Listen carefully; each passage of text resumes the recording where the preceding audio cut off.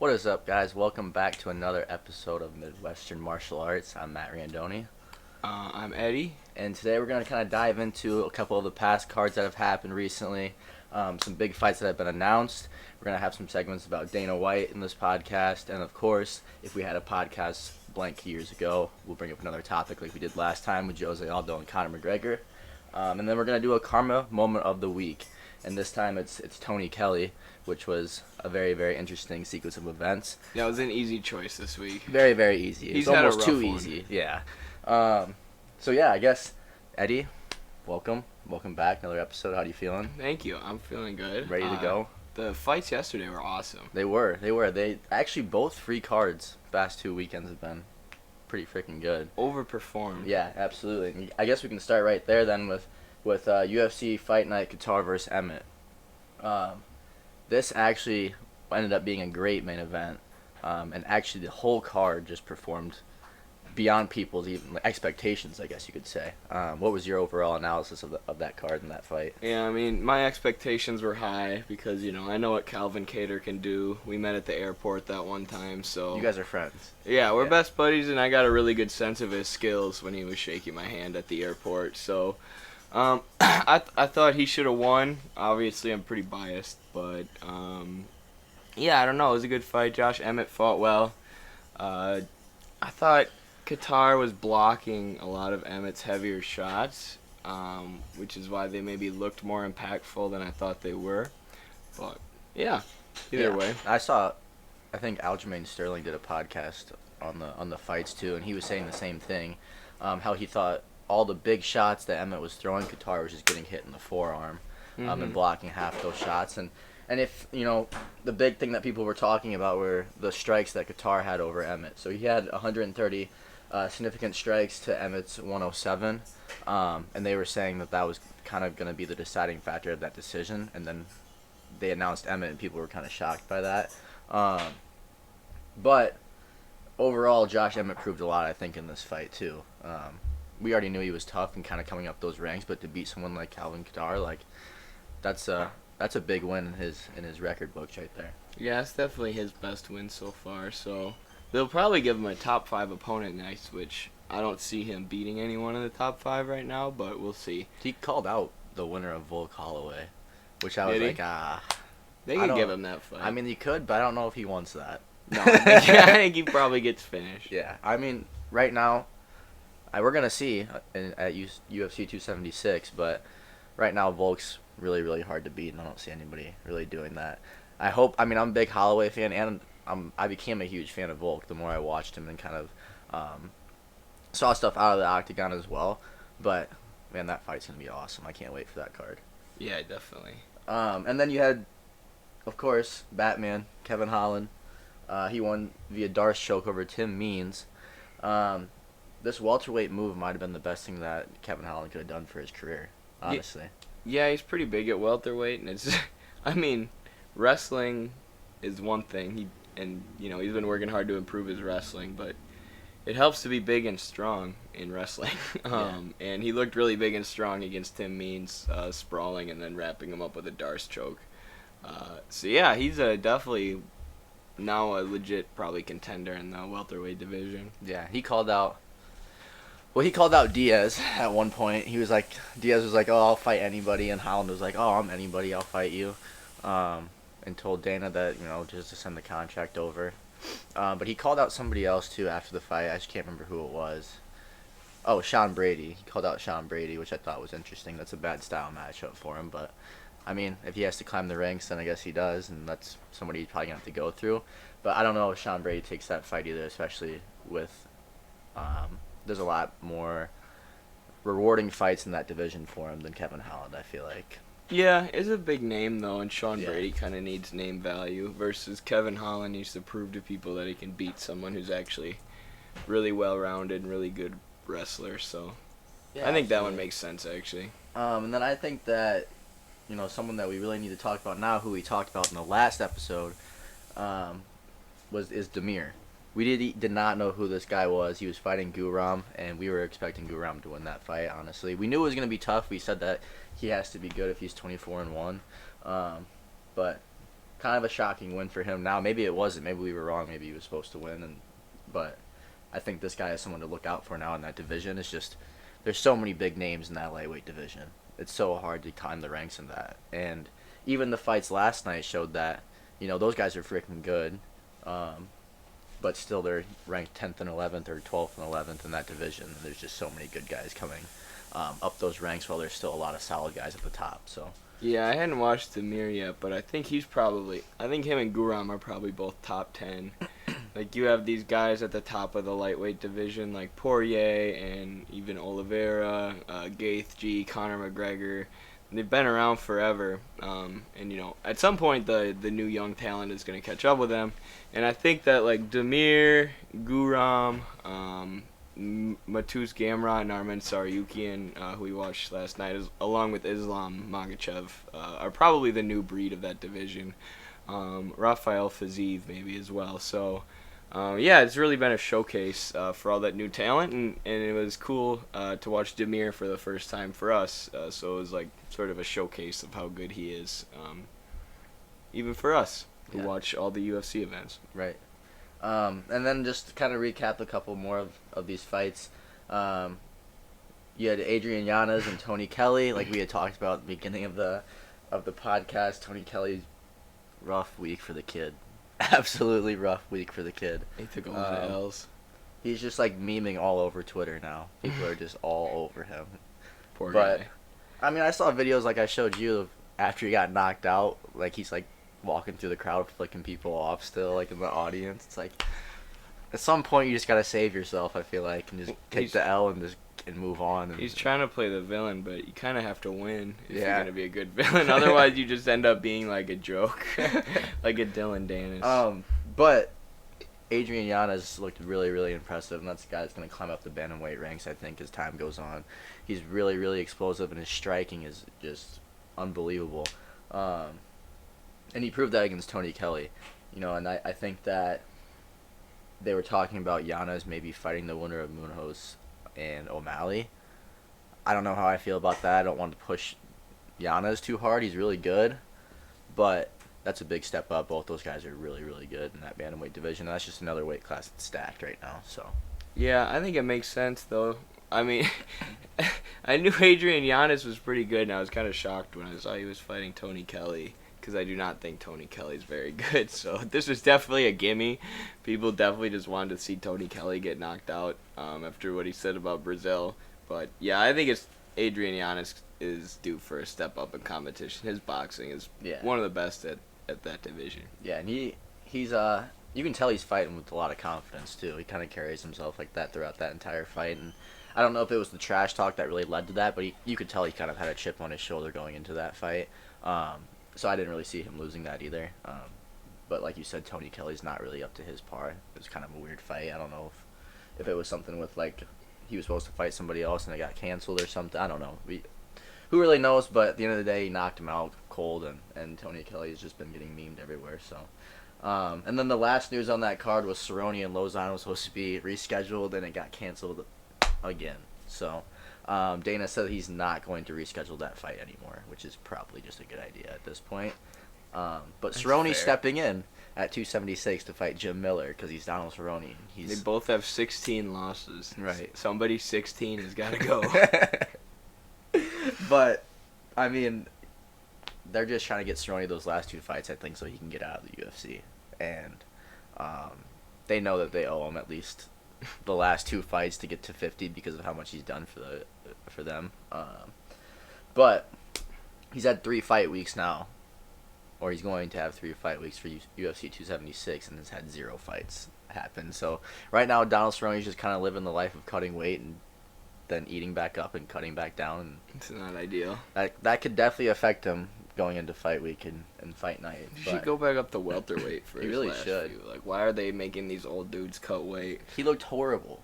And why did Joe Lozon's knee just stop working? Did anyone see that video? He was just like, all of a sudden his knee just couldn't move after weigh-ins, and he's like, well, I guess I gotta forfeit the fight. Yeah, that's just what I'm talking about, Joe. though. Yeah, those guys just need to call it a day and just be done. But the UFC pension plan isn't great, I don't think. So we can just move on now to the fights that happened yesterday, which was another great card. Um, in other areas that we were questioning it, I think. But I think that, you start at the bottom of the card and you have Chris Curtis, and he looked extremely good on his feet with body shots. You could tell that he was really, really focusing on attacking the body that whole fight. And at some points, I thought that Rodolfo maybe was taking that fight. We had it really, really close going into the third round, but that third round kind of separated it when Curtis was attacking the body a lot more. And then I think he ended up getting a takedown at the end, maybe, or they were in a scramble position or something like that. But overall, pretty impressed with Chris Curtis and the ability to use the body shot in that fight. Yeah, he's pretty good. He's got some good wins now over Vieira and Phil Hawes, and then Vieira's just like one-dimensional. He was talking about how his jiu-jitsu was going to work, but then he couldn't get a takedown. That's the most frustrating things with... He was 0 for 20 on takedowns. That's crazy. That's the most frustrating things with jiu-jitsu guys when they're like talking about how good their jiu-jitsu is going into an MMA fight, and then they don't have any takedowns. It's like, well, why weren't you drilling takedowns? Because otherwise your jiu-jitsu is useless, and you're going to get your body pulverized by Chris Curtis. Right. And that's what happened. So. And then, yeah, he would just dive in on a shot. Curtis would get his hips back, and then he would just try to pull him into, like, half guard. It doesn't work anymore. No, Curtis just kind of pushed away from him and stood back up. Unless you're just unbelievable from your guard. Right. Yeah. And then Umar was the next fight on that card, and he's obviously still impressive. Umar pounded my anus. He did. He literally did. He pounded my anus bloody. That's sus, bro. Come on. Think of what? He did. That's so yeah, sus. it was such a dominant fight. My anus couldn't do anything but curl up on the ground. So yeah, moving back onto the fights. So Umar had 128 total strikes to Mayanus' 46. So obviously this was a very, very one-sided fight. I think the judges had it 30-25. One of them did.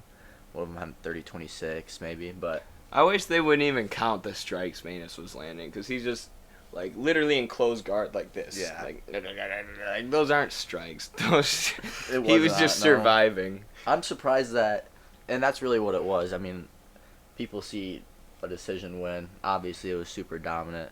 People are used to Umar finishing people.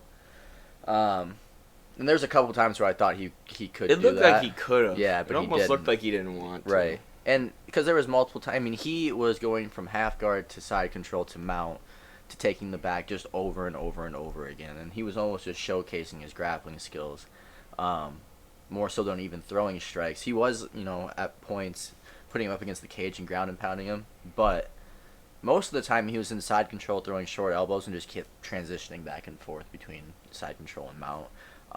But I don't know what the ground control was on that. It doesn't really show it on here, I don't think.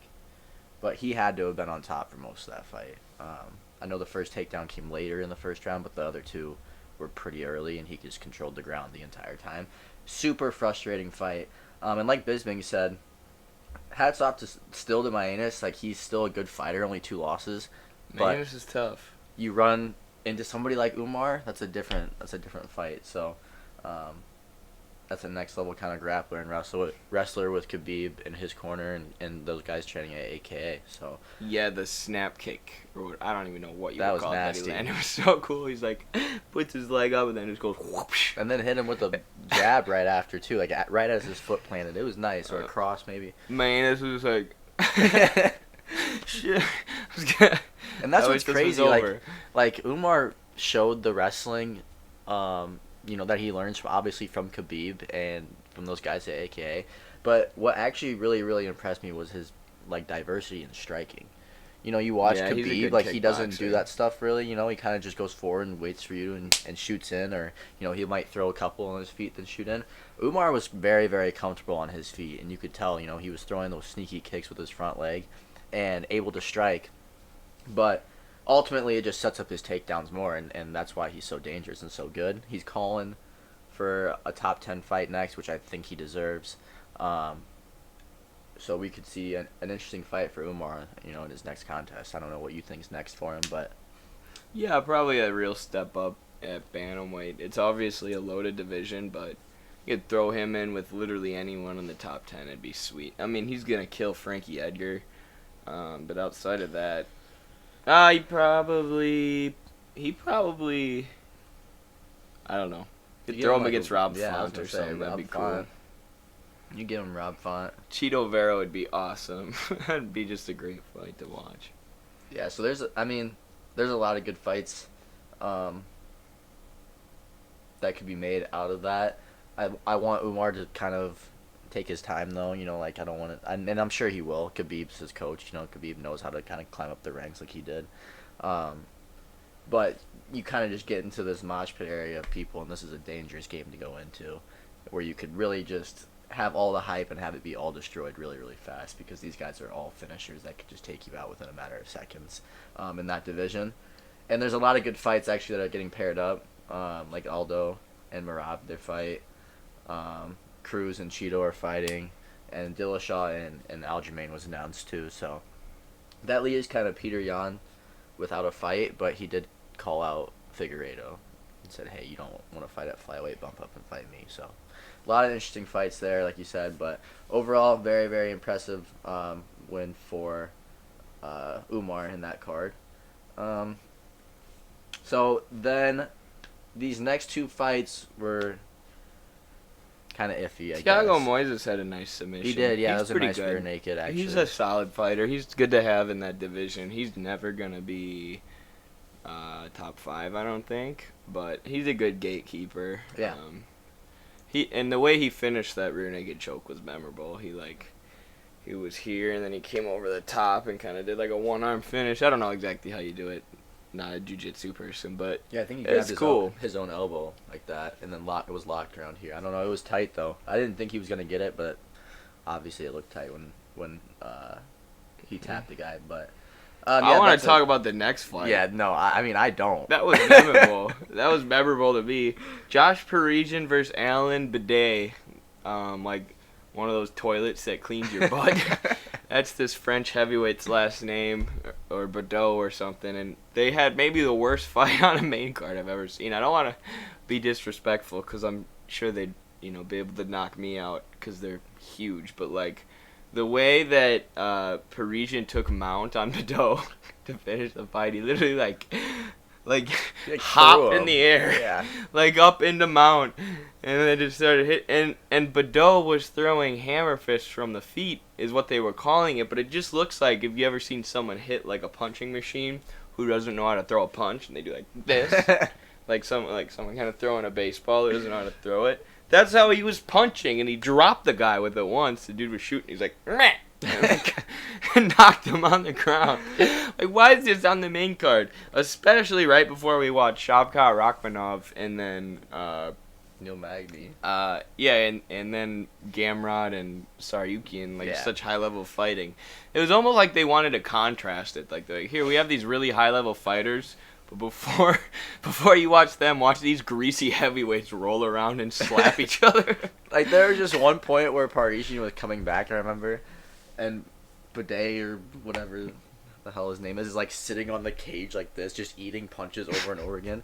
Parisian's talking to the ref as he's hitting him in the face, like, stop the fight, please. They're both just exhausted. I think they should both be cut for that. Yeah. I mean, like, props to them. They stepped in the cage still. They trained super hard, I'm sure. Like, not knocking that. Respect for you to work that hard. Parisian had better cardio. Yeah. He at least must have been doing cardio and had more heart. But Bordeaux didn't even look like he had heart. He looks very nervous and scared in there. it was just like the way Parisian took him down too. He like did this lat drop, but like he just pulled him on top of himself, and they like rolled around. And they laid with their hips on the mat, like the worst Right. wrestling technique. Like, I was yelling at our TV. I'm like, get your hips off the mat. It was. Please. I mean, like, it was a good fight. We were having fun watching it. Like, It was hilarious. yeah. I mean, the comeback, and I said, don't count my man Parisian out. He's coming back. He got knocked down early, but the dog in him, he came back. Josh Parmesan, baby. He's grit. He's just grit. He's got grit. Moving Almost on. as much grit as my anus. Moving on to the co-main event. we got Shavkat and Neil Magny. Was a great fight, actually. I feel bad for a guy like Neil Magny. Yeah. I do. I really do. I mean, he is somebody that's been in the UFC for so long now. And he's always been this guy who's been that middle of the pack and then top 10-ish area, but can never really break through. And this fight for him was, I think, the realization of, like, all right, I'm kind of on the decline in my career now. It's like 34. There's this, you have Shavkat who's coming up through the ranks of the welterweight division. Kind of the same, not as much hype as Khamzat, but people are starting to realize how good he is. And people are starting to mesh together this idea of a collision course between Shavkat and Khamzat. And where they meet at the top of the division, they fight for the title. I think that he is overall more impressive in all areas than Khamzat. And I think it's a very interesting fight because I think Khamzat's really, really hard to beat. Like, Khamzat might not be as good at fighting as Shavkat, but you're going to have to kill him to beat him type of thing. He kind of showed that in the Burns fight a little bit. But I don't know, what was your overall thoughts of Shavkat? I know you were talking about him before the card even started to me a little bit and about how good he was, but what did you think of his fight? I mean, he looked really dominant in his last few fights. And maybe this was a sign of decline for Magny, but he's always been sort of a gatekeeper, and I feel like he calls out the best guy sort of because he's sort of almost like he knows his role as a gatekeeper. I don't know. He himself wants to get to that next level, but every time he fights a guy like this, he falls short. But yeah, he's really never. I can't remember him getting smoked like this. Like, this was not even close. So, I knew Shavkat was good, but obviously I didn't know how good. But now after watching that, I feel like, yeah, he's probably gonna fight for the title here eventually. He's like super well-rounded, super calculated in his approach to fighting. He was super patient finding that finish. So yeah, I'm really, really excited to see him fight. Yeah, any of the sharks in that division. He talked about that too post-fight, like the patience thing that you were talking about. Because he tapped Magny with, 2 seconds left in that guillotine. And it seemed like he was kind of just taking his time when there was short time left in that round. And I thought that was kind of interesting. I'm like, oh, I feel like he would chase the finish down. But it was ultimately just really, really smart to kind of save his energy and be patient and find the tight lock. Because once he got it locked, Magny was screwed. He obviously tapped. And if he rushes that, maybe he doesn't get it, and maybe you go into another round, giving Magny, a little glimpse of hope that he could catch him or something like that. Right, and Magny's going to come out hard in the third round, so he saved himself some damage by finding that submission. Yeah. Like, because it's hard, it's good, even if you're way higher level than your opponent, like Shavkat was, if Magny's coming out like, bad out of hell in the third round, it's hard to not catch at least one. So him getting the finish probably saved a little damage. And Magny, he was rolling around on bottom, he stuck his head in deeper after Shavkat released the guillotine. Like, Shavkat was like, all right, it's not there. I'll just, wrestle through the position or grapple through the position. And then Magny, stuck his head in deeper, and Shavkat was like, okay, thank you. Yeah, That was it. It was just a really huge gap in grappling. It was. Which is, if there was anywhere I thought Magny was going to be able to beat Shavkat, it was the grappling. So, yeah, impressive win. Right, and now he's 16-0, and all of them are finishes. Even the ones in the UFC, all of them have been finishes. So he's kind of on a concourse here to climb towards the top, and hopefully he does, because he's super exciting, and I like to see him, like you said, fight those kind of top guys in that division. I think next for him, Magny was ranked 10th, I believe. So you got to give him someone, obviously, was inside that top 10. And we were kind of talking about it earlier. We don't really know. You said Stephen Thompson actually before his interview. So UFC, hire my man's matchmaker here. I'd do better than Sean Shelby. Sure. But so he called out Stephen Thompson. That's a good fight for him, for sure, especially on the grappling side of things. He can take down Stephen Thompson and probably pound his face. It's a bad fight for Stephen Thompson. Yeah, but Stephen Thompson will probably take it. He probably will, but he shouldn't. Right. And then he called out Thompson, Masvidal, and Diaz. Shavkat did. Like, why are you calling out Diaz, dude? You don't need that fight. I mean, like, obviously you would probably smash Make him, a lot like, of money. Yeah, that's about it. Everyone's just high in throwing the Diaz's rankings. name in there now, just cause. Like, Everyone wants the easiest possible fight. It's the Chael Sonnen approach. The easiest possible fight that gets you the highest in the rankings and the most amount of money. that's Diaz. That's Diaz, Yep. yeah. But and then for Neil Magny, you know, he was ranked 10th before that fight. He's probably gonna obviously drop down now. I don't know what's next for him. He's 26-10 now. He's got a lot of fights, and he's been in Should the maybe game a fight long in time. Bellator if he's nearing the end of his contract. But I mean, as much as he loses to the top guys, he usually beats the not top guys. That's so. true. He is, he's still fun to watch too, but he's kind of ran into a brick wall that was Shavkat. So, so moving on to the main event, which kind of had us in awe afterwards. To be honest, we were really, really pleased with this main card fight. So you had Tsarukyan and Gamrot. This fight was 25 minutes of just action, honestly. Like, whether it was on the feet, or it was grappling, or it was wrestling, or if it was in the clinch on the cage, it was just constant action, constant strikes being thrown, constant grappling and rolling around.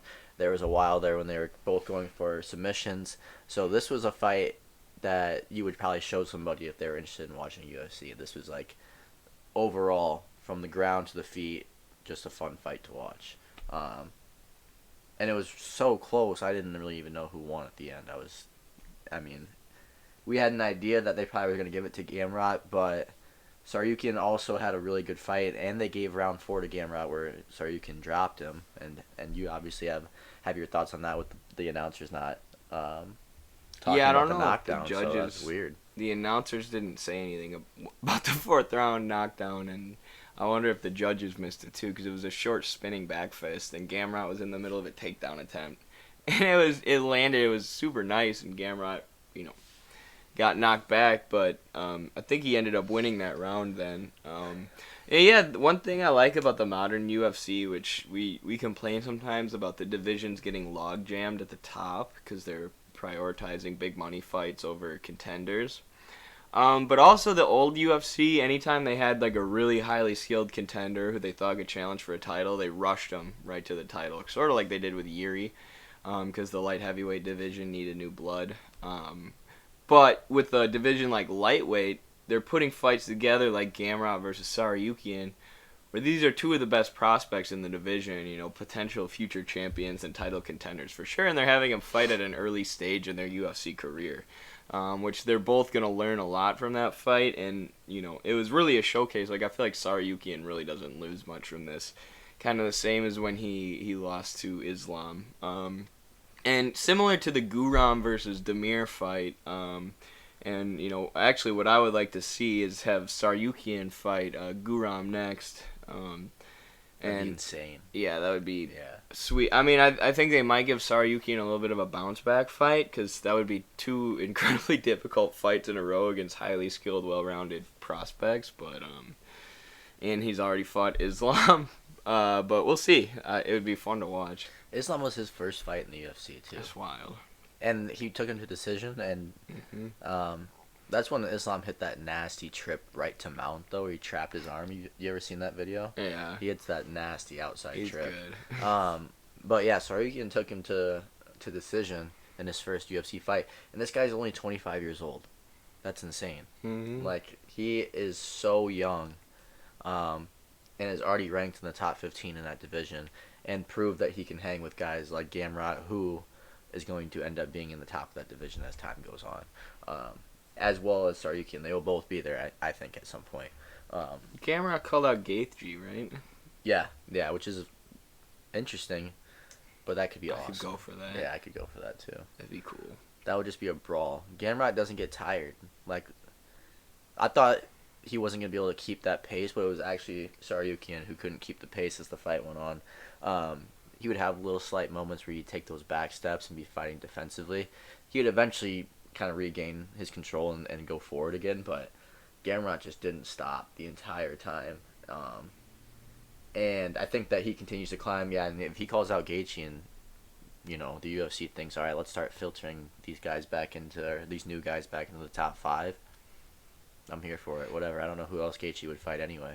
Yeah. Poirier. You give him Poirier again. Have him I don't know. I feel reschedule like people that are fight. almost tired of seeing those guys fight each other. Like they like to Yeah. see new blood. I mean, imagine Conor McGregor versus any of the people we'd mentioned, like Guram, Gamrot, or Tsarukyan.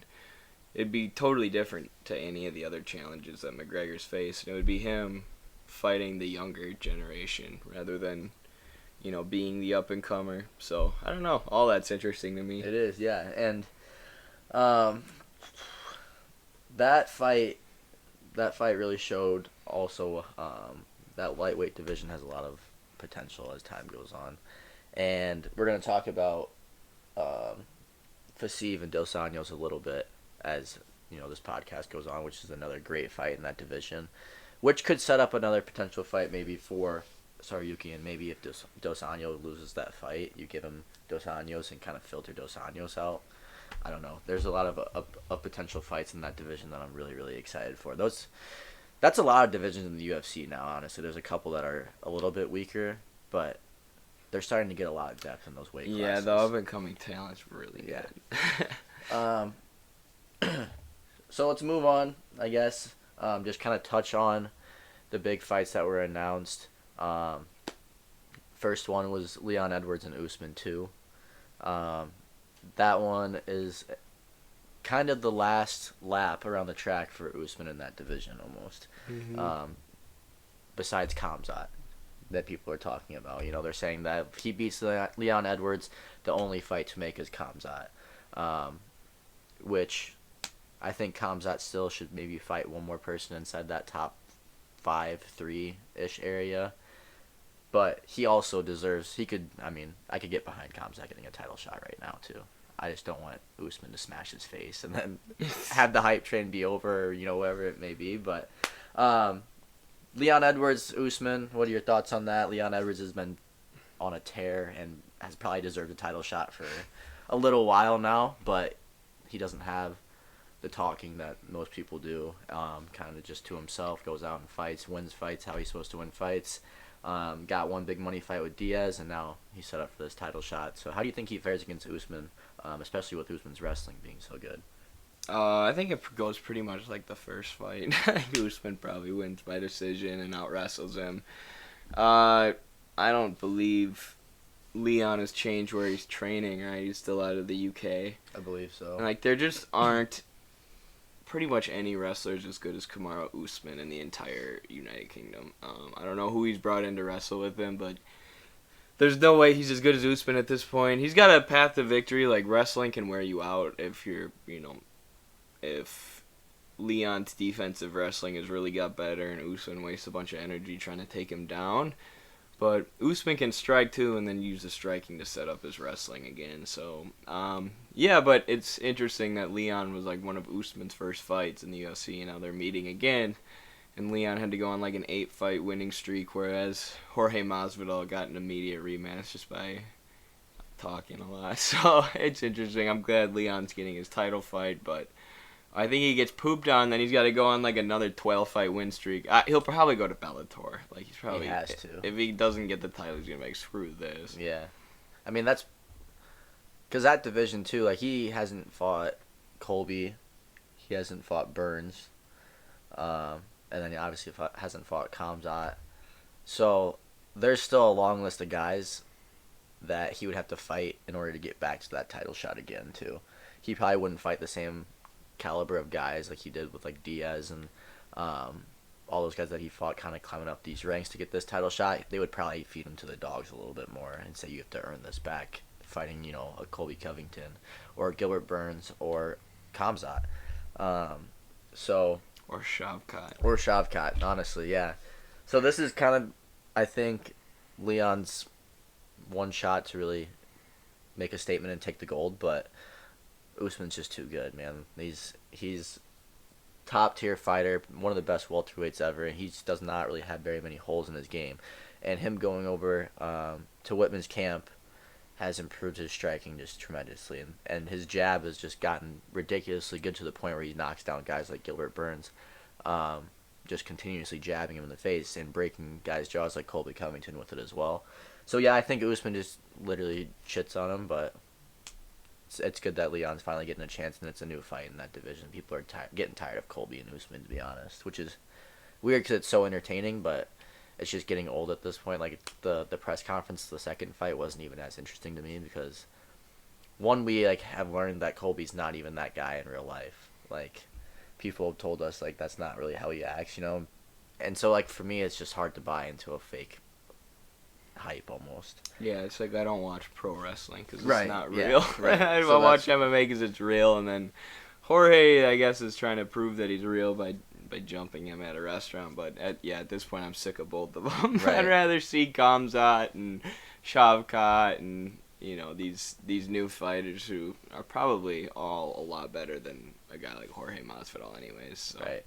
No offense, Jorge is good, but yeah, most famous for knocking out Ben Askren. But, he did knock out Till. He did. That was a good fight. But Till got pushed by the UFC really hard too. He doesn't have that many great wins. I'm excited for his next fight too. Me too. I'm a Till fan. So, I guess this is not something that was announced, but big fights that are coming up, which is on July 9th. UFC free card again. You have Rafael dos Anjos and Rafael Fiziev as the main event of that fight in the lightweight division. Number 10, Fiziev. Number 7, dos Anjos. That's a really good fight there. Dos Anjos has been around for a long time too. Was at the top of that division at one point, and he continuously is kind of like a Jose Aldo, where he's still winning fights, even though he's getting older, and he's not looking like he's taking a step back by any means. He still looks really good. Yeah. It's so weird. Like anyone who, I don't know, any up and comer, if you can't get past Rafael dos Anjos, you're not getting to the top of the division. But he's tough to beat. I don't know. I like Fiziev, and he's definitely an up and comer, and he's Muay Thai. He's one of the Muay Thai teachers or trainers in Thailand. So that's a lot of pressure on him to succeed too. But I don't know. I almost think he loses because Rafael's wrestling is really good, and anytime I feel like Rafael dos Anjos is on the decline, he's about to get smoked, he usually wins. So yeah, I mean we'll see.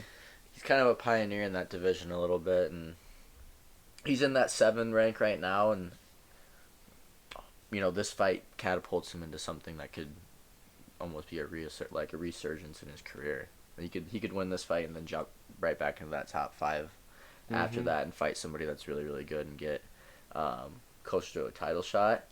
But this is the UFC testing Fiziev and saying, okay, if Fiziev wins, then we can jump him into that mix of the top 5 and filter out dos Anjos maybe.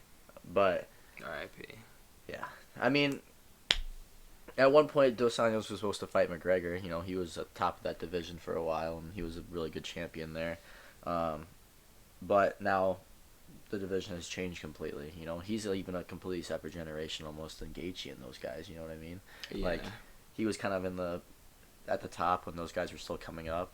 He fought Khabib and lost to Khabib and then won the Yeah. title, and everyone was saying Khabib would be the real champ if he wasn't hurt.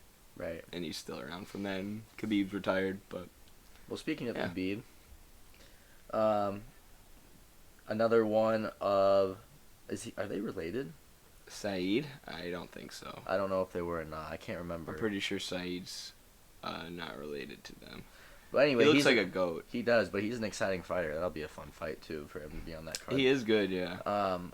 Friggin', do you hear, what's his name, retired?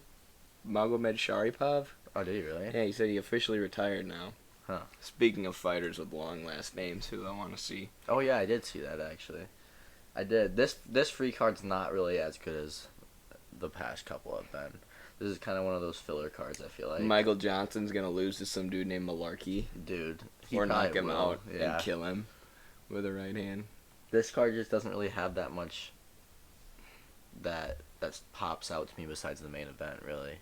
I mean, I see this heavyweight bout, Chase Sherman and Jared Bandera. Yeah, that guy looks like Johnny Bravo. This guy, they've been like just trash talking each other on TikTok. Like my For You page, it'll just be like videos of them like just adding each other and then trash talking. It's like you're amping this fight for a free card that's like 4 fights down on the main card. Like this. Just save yourself from the embarrassment of this. But maybe it'll be a good fight. I don't know. Chase Sherman, isn't he supposed to be kind of like up and coming also? I feel like he's a younger guy in that division. I've heard of him. Yeah, I have I've heard no of him idea, too. though. But I'm most excited for Fiziev and Dos Anjos. I think that's really the only fight that pops out to me on there. Amanda Nunez's wife is fighting against Cynthia Calvillo. Ricky Turquoise is fighting. Tercios. Oh, yeah. He was on the Contender Series, right? Or was it Ultimate Fighter? Yeah. I've seen him, too, a couple times. But, yeah, that's about it. So we can move on kind of to a new segment that we're going to have on the podcast. It's going to be the Dana White Roast of the Week. So we wrote down 3 kind of topics here. Which one do you think you want to go with? We got Jones and Chael. Or are we just gonna? Actually, I think that's the only one that we have. Never mind. I read the wrong one. Yeah. Okay. We'll have to edit this part out then, but whatever. So we're gonna talk about the Dana White Roast of the Week, which is Jon Jones not fighting Chael Sonnen on 4 days notice or like 5 days notice. Yeah, like a week. Back when Chael was supposed to fight Dan Henderson, and Dan Henderson had to pull out of the fight last minute. Dana White just decides that Chael should fight Jon Jones, like on Chael called days. him up, and yeah. Dan Henderson. I remember following this step by step as it happened, and I was a big Dan Henderson fan at the time, but he literally had a torn knee for like a month, and he didn't tell the UFC because he was trying to tough it out. And then like a week before the fight, he's like, "Oh, I can't do it. My knee's too hurt," and then pulls out. So, like, the fact that Dana tried to put it all on Greg Jackson and Jon Jones, made no sense on any level. And, like, I don't know. At the time, I was mad because the card got canceled. But it's like, they're literally fighting for the light heavyweight title of the world. They're at the highest level. And Chael Sonnen had just fought Anderson Silva twice and tested positive for steroids. And, because Greg Jackson didn't want Jon Jones to take that fight on 5 days' notice, he's a sport killer. Yeah. Like, that's what Dana called him. He's a sport killer and a weirdo, and he's, everything that's wrong with MMA. Which, of course, with Dana, just, anybody who goes against what he wants and what's going to make the UFC money is a sport killer and everything that's wrong with the world. I just don't get how you can say, like, Jon Jones is the pound-for-pound #1 fighter in the world, but he's scared to fight. No, like, he just doesn't want to fight a brawler like Chael Sonnen on 4 days' notice. And then he fought Chael Sonnen. He killed him. Yeah, and it was stupid. And we were all like, why did we have to watch this? Literally, he did not deserve that title shot at all. He just talked his way into it. It was like immediate, or from the outset, you could tell that like Chael had no chance. But what's just so hypocritical of Dana White, our good friend Dana, we love that guy. We're big Dana White fans over here. We watched the video of him convincing Gustafsson, like years later, to fight Jones when Jones had a picogram of a metabolite from a drug test pop up right before their second fight, I believe. Right? Yeah, that video is going viral. Yeah, so that video is coming out right now where it's like Dana's like all red in the face and his eyes are wide, like when he was announcing McGregor in the Mayweather press conferences. Like, you can tell he's super passionate about defending Jon Jones. But he's saying that they've had every scientist and doctor in the entire world, all the best experts in the entire world, say it was impossible that the guy who has tested positive 60,000 times for steroids popped hot again. This, like, it doesn't make any sense. The one thing I actually like about Dana White is there's a concept in Marxism called the personification of capital. So if you have capital, like the UFC, WME, IMG owns capital, which is the UFC. It makes money for them. It generates money. The owners of that, or the managers and the face of that organization, which Dana White, perfect example, become like just the personification of that capital. So whatever's gonna make money for the UFC and be good for the UFC and give the UFC a good reputation and expand their operations and make them more popular, becomes what Dana White's in the interest of. So it's really, really interesting to watch. Anytime when Jon Jones goes against the interests of the UFC, he's a sport killer, he's immoral, he's the worst thing ever, and of course the UFC is trying to do everything right and good. And then, when it's convenient for the UFC, John Jones is the pound-for-pound GOAT. Every single expert, scientist in the entire world, we somehow got them all together in a room, and they told us John Jones never has done steroids, just these ridiculous claims. Like, he'll just literally say anything. There's nothing, there's no, is this true? He's just saying first thing that comes to his mind that makes the UFC look good, and it's really interesting to watch. He's more of a UFC PR robot than he is a person. Really? So. Yeah, he honestly is. I mean, and it's funny because everyone will hate on John Jones. Like, Dana will hate on John Jones even, but then as soon as, like, Jones is like, I'm going to come back and fight, they're like, every commercial about UFC has John Jones, like, I'm coming home type of thing. Like, you know what I mean? Like, using him just to get people to be like, oh, shit, John Jones is fighting again. And we know stories about, like, John Jones from college, too. Our coach in college actually wrestled John Jones. And, like, he's just not a good guy. Like, he's always been this way. He's always been someone who does not treat people with respect, who's a narcissist, who's violent towards, women and people who don't deserve it. And, the UFC, when they can use him to make money, they will, or when they can use them to, throw shade at and place the blame on, they will. Yeah. That's how they treat all their fighters. Yeah, so, I mean, that situation by Dana, both of them obviously were just ridiculous. They're both kind of roast, I guess. One starting off with calling John Jones scared when he is literally the pound-for-pound #1 best fighter in the world. And Dana, like, say it to his face then. I don't know, like, you can just call John Jones scared because you're his boss, you think? Or, I like, wonder what? if that's the first time Dana did that, because that's, like, it's infuriating that, someone who doesn't fight like Dana would say that to the pound-for-pound best fighter. But that's, like, his go-to now. Right. Anytime someone's like, oh, I'm not making enough money, he's like, oh, they're scared to fight, and fighters who aren't very smart and good negotiators and get super angry are going to be like, I'm not scared, I'll fight for 2 pennies. That's exactly what he wants. That's why he calls out the fighter's masculinity. So it's a really, really weaselly tactic. I wonder if UFC 151's where he figured it out. Maybe. That's where he invented that, because they're scared to fight. He does say it a lot more now. Now that you say that, like, I feel like I hear him say, yeah, dude, it's crazy. I notice it every time. It's like, yeah, you just shut are up. drinking, like, Howlerhead whiskey in the States. It's doing nothing. So, I mean, like, it's super easy for you to say that about these guys. And you don't pay them enough, so it's even, like, it's a double whammy, so whatever. Exactly. So, that was the Dana White Roast of the Week. We also will have some where we show things that Dana White did well for the UFC, maybe. But there's just too many good roasts to not go through this at least a couple weeks in a row when we do this podcast. So we'll have a new one probably next week for you guys. But now we can kind of move on to if we had a podcast blank years ago. The segment we did last time was the Conor McGregor Jose Aldo World Tour. I had 3 things written down here, Eddie.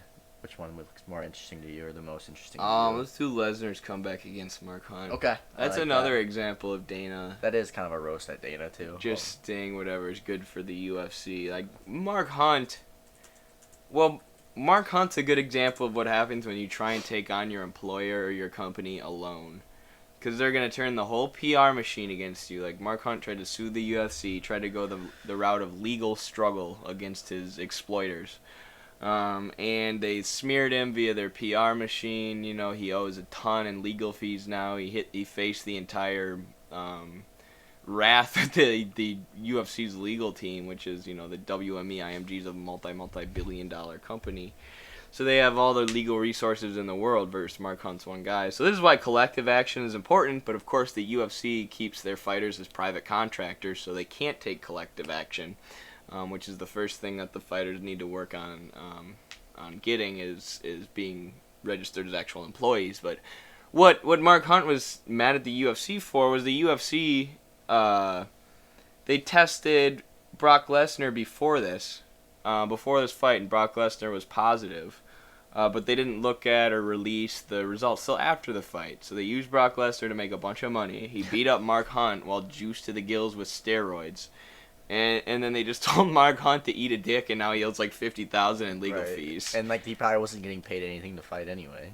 You know what I mean? Like he probably just doesn't have like this money to throw around. Like he's Conor McGregor, and he can just give money to lawyers whenever he wants. The first article Matt pulled up about it was from South China Morning Post, which is a paper it's not even super pro-China or communist or anything. I read it though because they'll publish things that they won't publish in the Western media.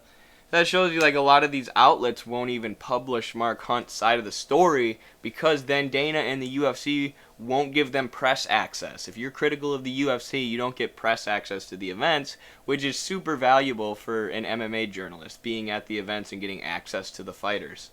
So Mark Hunt has now been blackballed by the media too, because he had to fight a WWE star on $1 million worth of steroids. Right. Isn't that the same card that Cormier fought Silva too? It is. Or Sylvia.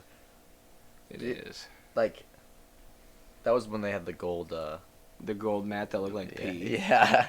That was such a bad idea. Yeah, what was that? That was such a weird card. But I just can't believe they even had this fight happen. Like Mark Hunt, Brock Lesnar. Like maybe they were thinking Hunt was just gonna maybe have a chance to knock him out with a huge bomb and walk him off. But Hunt was 13-14 before that fight. Like, and not that Brock Lesnar's some like crazy good fighter, you know what I mean? Like he won the title and kind of a weird, he fought Randy Couture and he was like damn near dead and like literally just like was huge compared to him and just bullied him around because Brock Lesnar is a freak. But Hunt was 45 years old. And 13-14, like he could have seriously gotten hurt by somebody who's on roids, and somebody like Brock Lesnar who doesn't even realize how strong or like good or powerful he is. I guess as a human being, he's just like a freak of nature, just walks around and hurts people. Like that's just a huge dagger to the UFC, and they just like handled it even worse than the original situation was. So it just made it altogether a horrible thing. Yeah, I think that was UFC 200. You didn't start watching the UFC before UFC 100, did you? I mean, I've seen stuff, but that was like when I was first getting into it, and that was a huge card, like the most stacked card maybe they've ever done. And that was when Brock Lesnar beat Randy Couture, I believe. So they were trying to like remake that, and it just really didn't work at all. The card just ended up not delivering. Versus UFC 100 is super memorable. That's where Henderson knocked out Bisping. Brock Lesnar fought Frank Mir, GSP, Thiago Alves. Yeah, I watched this card. Sexy Yama versus Alan Belcher. Like, one of the best cards. So I think they were trying to remake that, and it did not happen. BJ Penn? That was UFC 101. Yeah, that was 101. I was just clicking. Yeah. Weird. Yeah, I mean, that's Rich Franklin Wanderlei Silva was the card before that catchweight fight. Interesting. Wanderlei. But yeah, I mean that situation was just absolutely insane, and Mark Hunt 100% deserved to get what he wanted from the UFC out of that, and I just can't believe they were just like, see you later, Mark Hunt. We're 13-14 for us. We don't care. That's how they treat their employees. Right. I mean, especially the ones that are like not as good as they want them to be. Yeah, and this is a lesson for the UFC fighters. Like, this is why don't try and take them on yourself, because that's just not an intelligent strategy. I appreciate Mark Hunt for what he did, but like, look at the results. Right.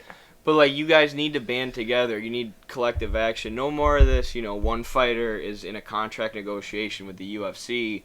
And then another fighter steps up and says, I'll fight him for 2 pennies, like, and jumps into the spotlight. I get the incentive to do that for your own career, but you guys have to think collectively on some level, because none of you, 99.9% of you, are not going to be Conor McGregor, and even the former champions are, ending up broke, and you never know if you're going to have brain damage or whatever. So you need to take collective action, fight for health care, and fight for better pay. You're working for a multi-bajillion-dollar company. Right. Like, it's not like this company's struggling to give you guys money. Like, it's there. It's obviously there, and so it's just, like you said, doing something about it. But there's a lot of guys in the UFC also that just buy into it, and they're like, oh, Dana's right. We're paid fine. There's ones who go back and forth too, like Sean O'Malley will be like, the UFC needs to pay me my value, and then the UFC will clap back at him in public, and then he'll come out and say, oh, these fighters need to talk more shit so they get paid more money. Right. And they go back and forth. It's like, no, be consistent. You're not being paid your value, and they're never going to pay you their value because there's shareholders, WME, IMG shareholders, making millions and millions of dollars off of your labor. And that is value that your labor creates that they're not paying you. So. It's like McGregor. Like last night, every time that they would cut back from a commercial, it would be Conor McGregor walking with 2 Proper 12 bottles, and then it's like, he has nothing to do with this, but he just is part of the UFC ownership now. He owns part of that company, so now they're just like, here, we're gonna slap which is what Proper 12 in every single thing. Which is what the fighters could do collectively if they were Right. organized. You could say, we want collectively this share of ownership in the UFC, which, Conor is the one who did it by himself because he's a good businessman and an anomaly, but, if you guys organize collectively, you can threaten strike and stuff like that and demand ownership of the company for real. On God. For no real, cap. for real. 100 emoji. Alright, should we move on to Karma Moment of the Week? I want to talk about Tony Kelly. That was hilarious. Yeah, let's move on to the last segment of this episode. His wife is in me DMs. His karma moment of it. Was that you just call out Tony Kelly? What? Did you just call out Tony Kelly? You want to fight him? Yeah, sure. I'll do it. But we'll talk He's about 135 pounds. karma moment of the week. Tony Kelly, in his comments as a cornerman a couple weeks before his fight, where he had said that Brazilians are basically always known as cheaters. So they're going to be dirty in fights, and they're going to cheat in fights. So you have to just be ready for that stuff. He said that mid-fight, as he was giving advice to his fighter that he was cornering. Bad timing by ESPN to have the camera and mic on Tony Kelly when he's saying this stuff. Like, that's just a dagger to the kid. But, he kind of just decided, like, I'm just going to roll with this villain thing now. And continue to talk a lot of shit to Adriana Yanez before their fight. Ended up, he got viciously KO'd. Looked ridiculous in doing so. Like you were talking about the memes with the air guitar, like he's falling over with the air guitar. Like, this man's just getting butchered. He's getting butchered on social media Those now. are so funny. And now I'm like thinking, God, like, is the UFC gonna cut this guy now? And like, which has to be even more of a dagger. Like, not only were you the biggest meme in UFC media for a while, but now you're gonna get cut. Maybe, like. It was such a mismatch, too. Like, he had no chance in this fight. He had no chance.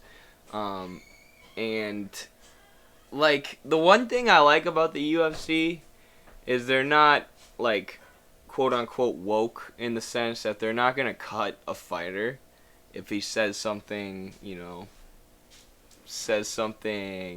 offensive and, like, this was legitimately like a racist comment. Right. And Colby Covington has toed the line sometimes too, and people criticize the UFC, but I don't agree with taking their job away. But they did throw Tony Kelly to Adrian Yanez. Like, you want to say stuff like that and pretend to be the villain? Okay, like, here's one of the best up and coming bantamweights with incredible knockout power, and he got his comeuppance, and people from Brazil are cheering, and I don't know. It's kind of the best way to deal with people like that. People whose bark is louder than their bite. Just throw them to the wolves. And Yeah, I'm sure Tony Kelly will learn from this or not. He might not. He seems like he might not. He seems like he might just talk shit again. Like, they might just feed him another wolf again. Like, who knows? Because the more this guy wins, the more he's gonna talk. You know what I mean? That's just how it happens. And like, he's gonna think that's how he's gonna get his name in the UFC. And I think that was maybe his goal, was to do like a Colby Covington thing. Yeah.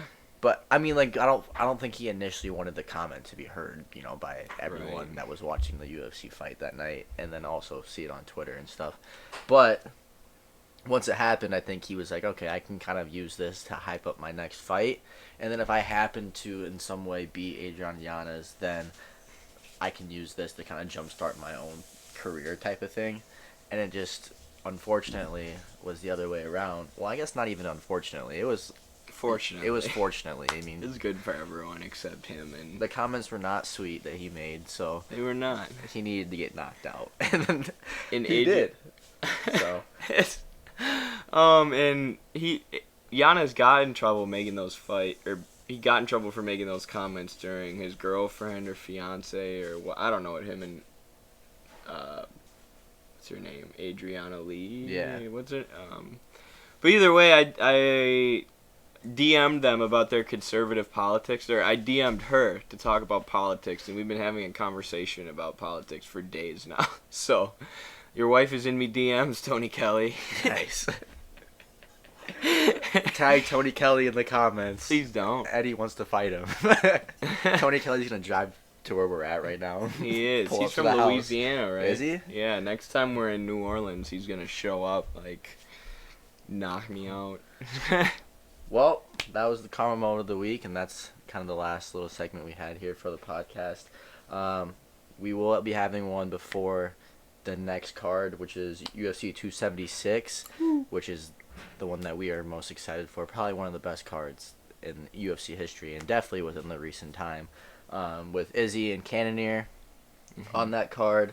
And then you have obviously guys like O'Malley on there as well. Volk Holloway, Pereira, Strickland. Lauren Murphy, Miesha Tate just got pulled last night because of something to do with Lauren Murphy. I don't know what happened there. But they're trying to find Miesha Tate a last-minute replacement fight. I don't know if they'll do that. Maybe they'll bump the fights up and then put Cerrone and Jim Miller as the first fight on the main card. I could see that happening too.